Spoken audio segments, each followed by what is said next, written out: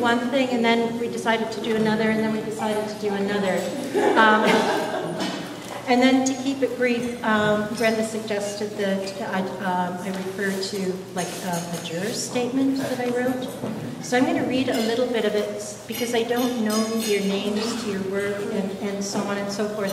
But before I go any further, I really want to thank the Michigan Women's Chapter for their invitation to jury this exhibition, and particularly Brenda Olbaum and Gabrielle Escador. Well, as you can see by the exhibition, all the submissions were so notably invested in the ideas that the artists had that the responsibility to choose was really very daunting. It was kind of frightening. I actually wanted to choose as many works as I possibly could in the show for a number of reasons. The thing is, it's like there's assumptions in terms of what feminism is or what women's art is. And what we as women know is that there's a plurality. We're not just one voice, and that's what that one voice seems to actually cause a lot of resistance to feminist work.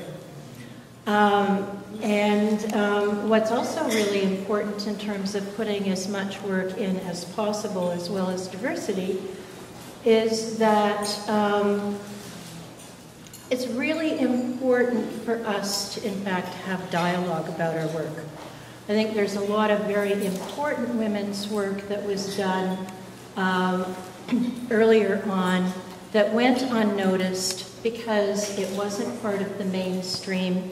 It didn't have a male voice, and therefore it didn't receive any dialogue for the artist to, in fact, learn and grow. And when I was a student at Wayne State, I was really slow to realize that I didn't even have a female role model. So this is about Wayne State University, 1964. And women have opportunities to exhibit now. For people like Connie Butler and some of the exhibitions that have happened in recent years, bringing together women's work, all of a sudden everyone is shocked at what a plurality that there is out there. That's opened a major door for all of us. So what we're beginning really is the very beginning of our critical discourse beyond what we just read in books. We have the opportunity now to see more work, to see where we fit, to see where our histories are visually, not just one aesthetic. But because the space in the gallery was small enough, of course I had to reduce. And all of a sudden it came down to almost like a competition, so not all voices could be heard. So I was grateful to be guided by a theme asking for a decisively positioned work called Man Up. It may sound like an aggressive call, but for any woman to stand up for what one believes in does imply there is or was resistance.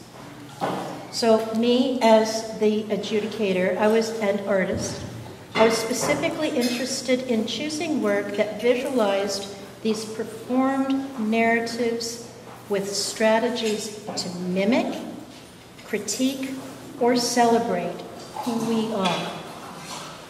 I am always engaged by work that asks questions such as, how do I work through this? What would happen if? How can I reposition these elements to better understand? Oh my God, if you heard a male artist talk that way, he would sound so defensive. So I was less excited by work that affirmed the status quo. Yet in choosing work that is this important to its maker from modest-sized digital files made the selection very difficult. If nothing else, the representation or misrepresentation of 2- and 3-dimensional work was equal according to technology. I'm delighted that we have, performance here tonight. and video, which I hope that in terms of the digital adjudicating system, new media and performance will have better access to be represented. But I want to actually continue with adjudicating work that was both skilled in both form and content, because we're so good at multitasking. We can do form and content at the same time. It was gratifying, such as Patricia Olson's self-portrait at 60, after Beckman, over there. And what's remarkable, too, now that we've been around long enough, that we're actually making work not just about the young and hot, we're making work about women and aging. On the other hand, weighing works against each other that may have been successful with one aspect, whether it was form or content, but not to the other, and the other was less successful, was informative. It was informative to me as an artist, and it was very informative to me as a woman, and I congratulate those of you that made some submissions that actually weren't accepted in the show. Because I think that if the opportunity was available, all your voices should be heard, so all of you could have that discourse. We need to show as often as we can for this discourse. The powers behind the art system will choose their champions' direct discourse at the expense of what's different. Hey, you guys, let's raise a toast to the fact that different is not wrong.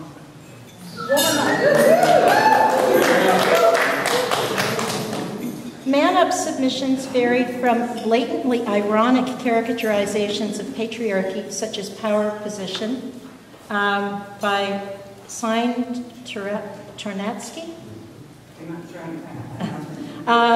to the delicate drawings and subtle drawings, such as self-dance, over in the corner there, by Krista Giannakopoulos. Sorry, Krista. That's why my name is Lake, because it's just so easy to pronounce. I was really moved by cathartic submissions that really needed to be made, and that's Roxanne Phillips over in the corner. Remarkable. Just chokes me up, actually. It takes courage to make this work, and it's also a fine line to successfully use a deeply personal experience that can also shift to a larger narrative of power relations for audiences. As women, and going on to other submissions, as women, our view of war is often expressed as personal, without denying the collective or critical overview. Political submissions ranged from Birgit Bitterman-Holtz's intensively expressive paintings of horrific military response in Syria, over in the corner here, to Ulla Barr's humorous inversions of war propaganda in Homeland Security. I just died laughing when I was jurying and I saw those submissions. Or Margie Weir's decorative deconstructions of multinational oil company logos over there, the patterned work. How subversive that patterned work that looks so decorative has such a punch, political punch in its work. Us women, we're really good. Okay. I expected a stronger presence of materiality, as it often becomes an expressive conveyor of content, such as ladder unraveling, and with Margaret Parker's T-shirts that reference the ramifications of the current economy, or Carol Morris's obsessive collections. Carol, you did the book, didn't you? Yeah. Okay. And you did, okay. Because the wreath really, to me, was so reminiscent of Annette Messager's mysticism, and I really like that. I looked for signs within all of the submissions to find younger women that may have provided a barometer for me as an older woman to see what might be different now, or a more current reading of what is the same. We may have more confidence with our sexuality as exemplified by the very assertive pose in Christie by Molly Marie Nuzzo, but we remain dissatisfied with media and consumer representations or expectations of beauty. Despite all the changes since the 1960s, there is still work that needs to be done. We are different wives or lovers and maybe mothers. Although women in the arts really have come a long way, access doesn't always mean equality. So by coincidence, I found in The Economist, in the May 20th issue, a report on the sales, art sales at Christie discussing gender. An analysis of data provided by the ArtNet suggests that the prospectus for women are slowly improving. Compare, for example, the top 10 most expensive male and female artists. Now, they're admitting that $86.9 million, the highest price for a work of art by a post-war male artist, Mark Rothko, dwarfs the highest price paid for a work made by a woman, which is only $10 million, as opposed to $89 million, by Louise Bourgeois. However, I mean, the one thing is, we live longer, okay? Only 2 of the men on the top 10 list are living, whereas the top 10 women, 5 are still working.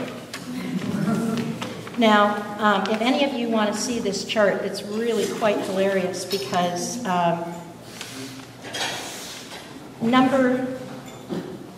Number 10 of the, okay, so the men go from 86 million for a work of art, and number 10, Jeff Koons, only makes 25 million for his work of art. So he's in last place, but Louise Bourgeois, who's in first place for a woman, is $15,000 behind him. Okay. And Lee Krasner, who's in 10th place, is $3 million. So, ladies, we have a lot of work yet to do. And it's groups like the Women's Caucus for Art is helping to actually collectively make us stronger. Man Up made the call to distinguish the difference between authority relations, which is collaborative, and power relations, which isn't collaborative, it's sum-zero gamesmanship, that provoke our work. And the Women's Caucus for Art is to be congratulated for their response to this challenge. Thank you.